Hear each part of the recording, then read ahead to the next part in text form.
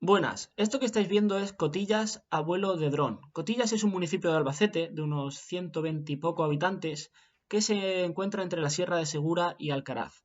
Antes de hablar del castillo de Cotillas y su historia, me gustaría comentar que este es el primero de una serie de vídeos que voy a llevar a cabo en los cuales voy a analizar los sistemas defensivos, es decir, torres, castillos y atalayas de la Sierra de Segura, Alcaraz y Montiel. La idea de elaborar estos vídeos surge porque actualmente me encuentro investigando sobre la defensa telegráfica y las vías de comunicación en la frontera almohade de la Sierra de Segura, Alcaraz y Montiel en los siglos XII-XIII, que sería esa línea que veis en el mapa de España que cruza España de oeste a este. Esto es un zoom de la zona de estudio, es decir, todos esos puntitos que veis son torres, atalayas y castillos que se encuentran pues, en la Sierra de Segura, Alcaraz y Montiel.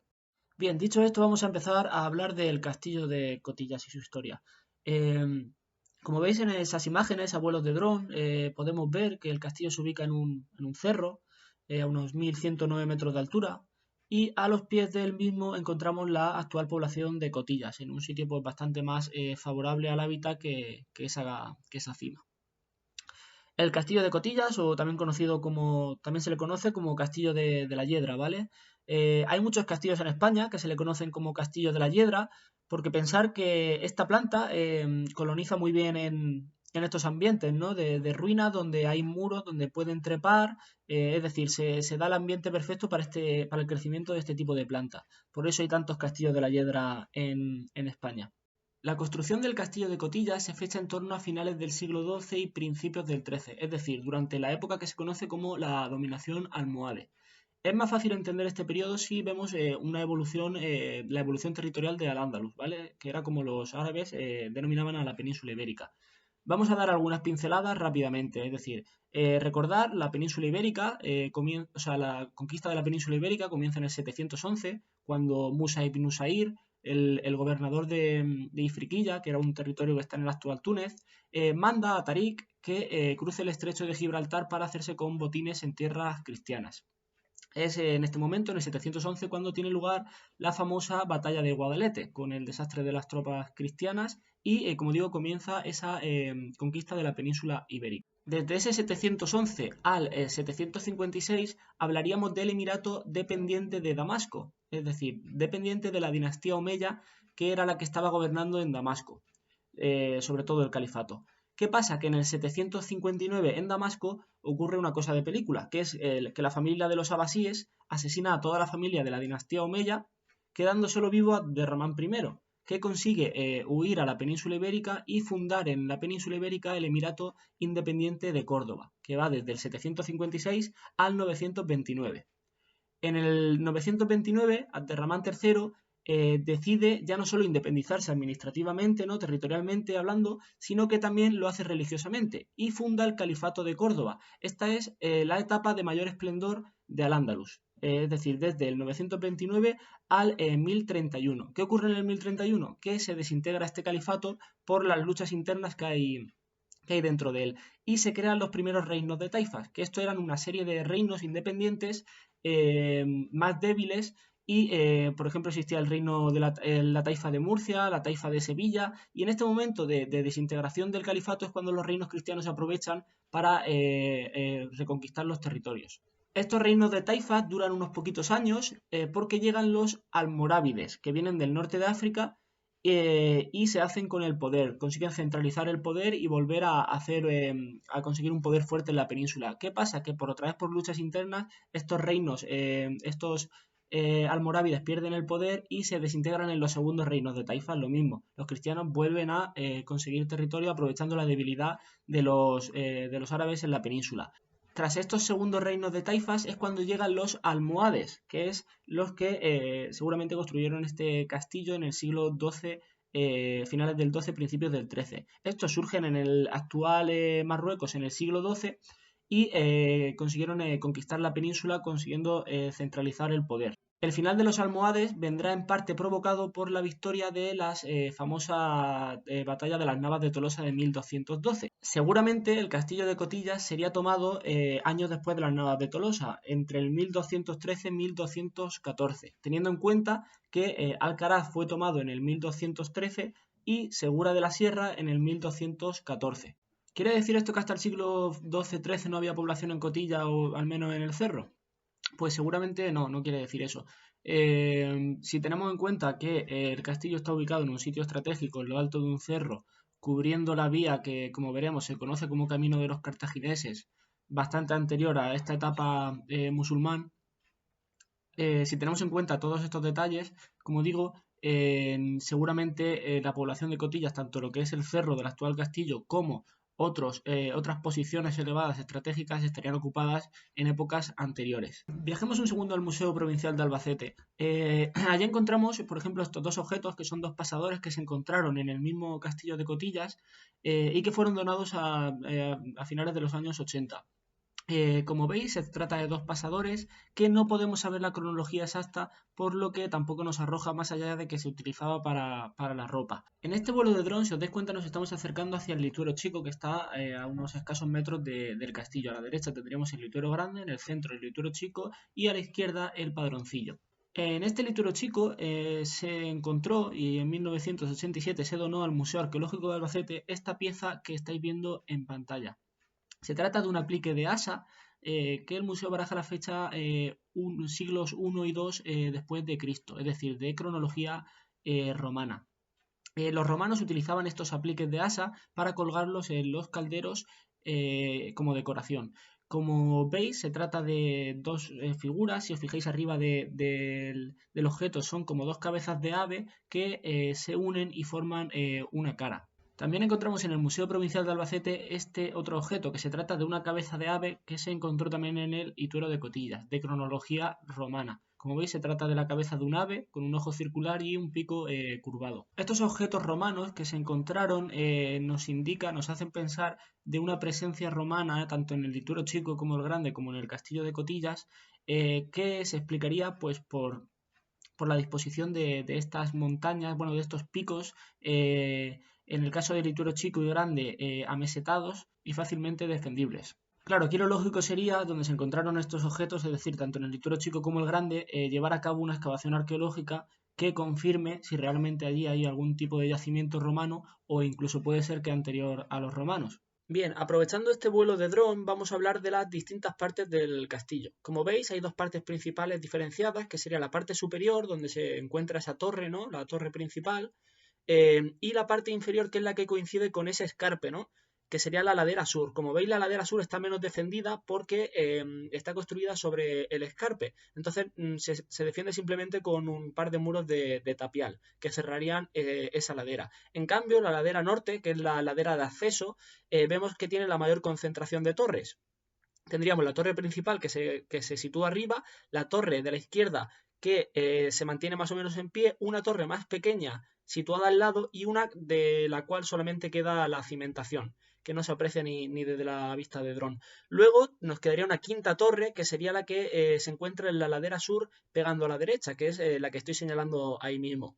Y el aljibe que está pegado justo a la torre. El resto de estructuras están soterradas y haría falta una excavación arqueológica para sacarlas a la luz. Bien, veamos ahora cómo está construido el castillo, es decir, la técnica usada, que no es otra que la técnica de tapial de mampostería encofrada y trabada con mortero de cal. Lo vamos a entender mejor viendo esta imagen. Como veis, la técnica consiste en un encofrado de madera sujeto con agujas y este se rellena con tierra compactada y piedras irregulares, que es lo que le da la consistencia. Y luego, además de eso, se le añade cal.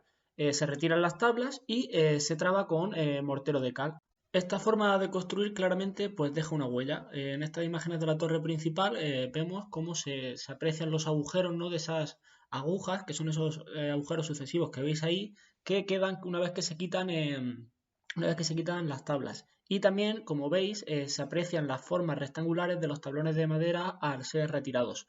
¿Qué pasa? Que con el tiempo pues, se ha perdido ese mortero de cal que cubría algunas de las partes de la fachada y se deja a la vista pues solamente lo que son las piedras y la tierra utilizada. Vamos a parar aquí en este frame para señalar un elemento que vemos. A simple vista parece que es que la torre se ha caído en ese punto, ¿no? que se ha desmoronado, pero realmente no es eso, sino que se trata de una aspillera, es decir, forma parte de ese sistema defensivo. La aspillera, como veis, está abocinada hacia el interior Esto es así para tú tener visibilidad desde dentro y poder maniobrar con el arco hacia los lados y que desde fuera, al estar abocinada, sea más complicado que te disparen a ti hacia el interior. Bien, estas imágenes que vemos ahora mismo es la fachada norte, pero desde el interior. Como veis, se ven ahí una serie de agujeros más grandes que los anteriores. En este caso yo creo que se trata de donde iban las vigas de sujeción para adosar edificios al muro, pero es algo que tampoco lo sé 100% seguro, pero lo imagino. A partir de aquí la cosa se pone interesante, aparece un nuevo elemento, que es lo que estáis viendo ahí. Se trata del aljibe. Poca gente que sube al castillo se da cuenta de este elemento y es uno de los más importantes. Se diferencia del resto de la estructura, si os fijáis, en el color ese rojizo rosa, porque se trata de cerámica. Yo creo que en este caso se trata de una cerámica molida que luego posteriormente pues se le ha dado una capa a lo que es esa bóveda de cañón que forma el aljibe. Se utiliza fundamentalmente esta técnica, ¿no?, de aplicar una cerámica molida a esa bóveda porque, como sabéis, la arcilla es un material muy poco permeable, es decir, para que no tenga pérdidas de agua el aljibe. Y si os fijáis, se intuye muy bien lo que es lo que es la bóveda, ¿vale? La bóveda de medio cañón que se utiliza en el aljibe. Ocupa todo lo largo de la torre y, como digo, pues haría falta excavarlo para saber cuál es la profundidad y las dimensiones reales del aljibe y poderse hacer una idea de cuál es la cantidad de agua que podía almacenar. Que esto es otro tema. Digo que esto es otro tema porque, según a quien le preguntes, si le preguntamos a un arqueólogo o a un historiador, la mayoría de ellos te dirán que esto es simplemente, aunque se hiciese una excavación arqueológica, te dirán que esto simplemente era un almacén de agua de la lluvia, la cual retenían el agua y utilizaban para consumo propio. Yo no lo veo factible, la verdad, por dos motivos. El primer motivo es porque el agua estancada, el agua de la lluvia, si se almacenase ahí en cuestión de poco tiempo, de semanas, se pondría mala porque es agua estancada. Y en segundo lugar, porque a pesar de que estamos en un lugar donde las precipitaciones son más abundantes, porque estamos en una zona de montaña, a pesar de ser un clima mediterráneo, ¿no? La sequía estival sigue ahí, es decir, los meses de verano, los meses de pocas precipitaciones, que bebían. Y ya por no decirlo de que el agua estancada, pues obviamente ahí no beben ni los animales. Yo la hipótesis más factible que veo es que llevaron el agua hasta el castillo de Cotillas por tubería. Vale, vamos a explicar esto. Quien quiera saber más de este tema, sobre ingeniería hidráulica e ingeniería del mundo antiguo, que investigue sobre el profesor Isaac Moreno Gallo, un ingeniero y profesor de historia, el cual se ha dedicado a investigar sobre la ingeniería del mundo antiguo. Aquí vamos a ver algunos conceptos básicos sobre ingeniería. Para llevar el agua al castillo de Cotillas desde un manantial, lo que necesitamos básicamente es que el manantial tenga una cota de entrada más alta que la cota de salida. ¿Qué pasa? Que según la pendiente que lleven las tuberías, pues la vamos a someter a mayor o menor presión. Pero vamos, que esto sería algo que fácilmente podrían solucionar, dado que los árabes tenían un conocimiento bastante amplio sobre este tema. Esta foto, por ejemplo, que vemos aquí es una tubería de plomo encontrada en Casa de Eragusta, en Zaragoza, y es como los romanos llevaban el agua hasta la ciudad. En el caso de la Sierra de Segura, pues emplearían otras tuberías, seguramente como la madera de pino, al ser muy abundante, que una vez que se hincha es poco permeable, o seguramente cerámica, tuberías de cerámica o incluso de plomo también. Vale, ¿qué hipótesis barajo de las fuentes posibles para llevar el agua hasta la cima del castillo? Pues son las siguientes. He introducido en un sistema de información geográfica las surgencias de agua, es decir, los manantiales que hay cercanos al castillo de Cotillas. En azul veis la línea de las ramblas y los ríos, y los puntitos en azul son las distintas fuentes del castillo de Cotillas. Vemos que, por ejemplo, Fuente Cavera está al lado, pero la vamos a descartar porque está una cota inferior a la del castillo de Cotillas. Las únicas fuentes posibles para llevar el agua hasta el castillo serían lo que es la fuente del Hornillo, que aparece ahí en medio, la fuente de la Canaleja y la fuente de las Raigadas. Entre estas fuentes, la que más posibilidades tiene de haberse utilizado para llevar el agua es la fuente de la Canaleja, porque si observamos las curvas de nivel, podríamos llevarlo desde la fuente de la Canaleja, desde el manantial, por una cota de nivel casi sin tener que hacer bajadas bruscas, es decir, sin un desnivel muy fuerte, sin someter las tuberías a presión, siguiendo curvas de nivel hasta llegar al castillo de Cotillas. Por lo que es bastante posible que esta fuese la fuente que llevaba el agua hasta la cima. Que esta fuente fuese la que llevase el agua a Cotillas es una hipótesis, porque realmente hay también otra fuente que está entre el Luitero Chico y el Luitero Grande, la cual no aparece en el mapa, que es donde, a los que conozcan el sitio, es donde está el depósito, un depósito que hay entre los dos litueros, que también tiene la cota suficiente como para llevar el agua hasta la cima del castillo. Lo que está claro es que allí no bebían agua de la lluvia, bajo mi punto de vista, ni llenaban aquello con agua de manantiales rellenado en pellejo y echándolo al aljibe, o sea, no lo veo bastante factible. Como estáis viendo en estas imágenes de fondo, la visibilidad desde el castillo es prácticamente absoluta de todo lo que es el valle de Cotillas y al fondo lo que se ve, esa masa de agua pequeñita que se ve ahí al final es el pantano de Siles. Hablemos ahora de la visibilidad y la intervisibilidad de este castillo con otras torres y atalayas. Aquí ocurre algo curioso. Lo que es desde Cotillas hacia la puerta de Segura, lo que es la conexión visual con las torres y atalayas es perfecta. En cambio, desde Cotillas a Riópar, como veremos, la señal no llega. Esto es un mapa de visibilidad del castillo de Cotillas. Como veis, lo que está haciendo, la visual que tiene el castillo de Cotillas es de todo el valle de cultivo del castillo y está siguiendo lo que veis ahí, que es esa línea naranja, que es lo que se conoce como el camino de los cartagineses, que pasa por el actual pantano de Siles, pero antes no existía, no estaba inundado, pasando por Siles, como digo, hacia lo que es el Parrizón, a la venta del tabaquero, subiendo hacia Villaverde y desde ahí va por el puerto del Arenal hacia Riópar y de Riópar a Elche de la Sierra y a Cartagonova. Es decir, este es un espacio que, que enlaza lo que se conoce Cástulo, el actual Linares, con Cartagonova, Cartagena, por lo que está cubriendo un punto estratégico y como veis está cubriendo parte del camino y a su vez las tierras de cultivo.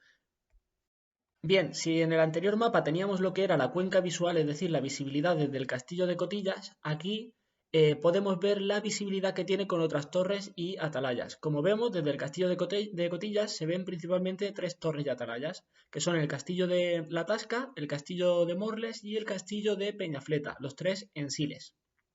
¿Qué pasa? Que hacia el lado este, es decir, hacia Villaverde y Riópar, no tenemos conexión visual con el castillo de Cotillas. Ahora sumemos a estos las distintas torres y atalayas y castillos desde la Puerta de Segura hasta Cotillas. Como veis, aquí hay una serie de conexiones, pero bueno, lo que nos interesa es lo siguiente. Vamos a explicar cómo se transmitía la señal desde la Puerta de Segura hasta el castillo de Cotillas. Imaginemos, ¿no?, que entran una algarada, bueno, un grupo de tropas cristianas por la Puerta de Segura. Es decir, ¿cómo avisarían? Pues a través de señales de humo. La Puerta de Segura encendería una hoguera, sobre todo quemando ramas verdes para que el humo sea más oscuro y transmitiría la señal hasta lo que es hasta Segura de la Sierra. Entre que enciende la hoguera y Segura de la Sierra lo ve, imaginar que pasan 5 minutos. Segura de la Sierra encendería su hoguera, ¿vale? Y llegaría a lo que es la Torre del Agua. La Torre del Agua se conecta con el castillo de Morles y el castillo de Morles, perdón, con el castillo de Peñafleta y el castillo de Peñafleta con el de Cotillas. Es decir, en cuestión de 20-25 minutos, las señales de humo habrían avisado a Cotillas de que ha entrado una tropa cristiana por la Puerta de Segura. Bien, ahora veamos cómo llega la señal a Villaverde o a Riópar. Aquí hay un problema porque como veis en el mapa no hay visibilidad entre Cotillas, Villaverde y Riópar. Para ello voy a plantear algunas hipótesis de cómo creo que podía llegar la señal.